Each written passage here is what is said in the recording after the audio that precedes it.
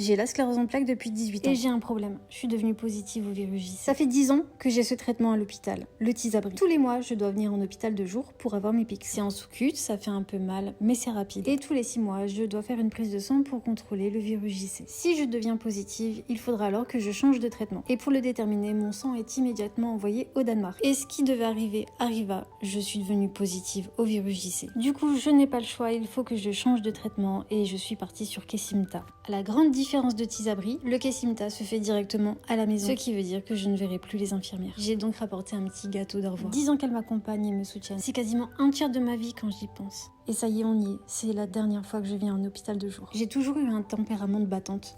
Et pourtant, je me la ramène moins, parce que changer de traitement, ça m'a totalement déstabilisée. Première étape, quand vous prenez Kesimpta, pour la première injection, il faut prendre des Doliprane.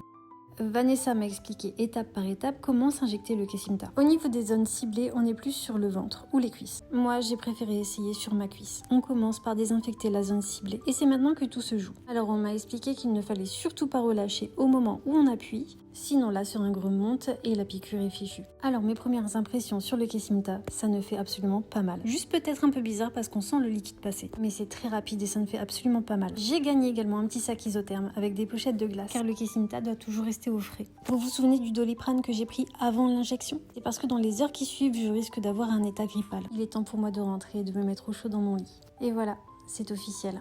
C'était ma dernière venue en hôpital de jour.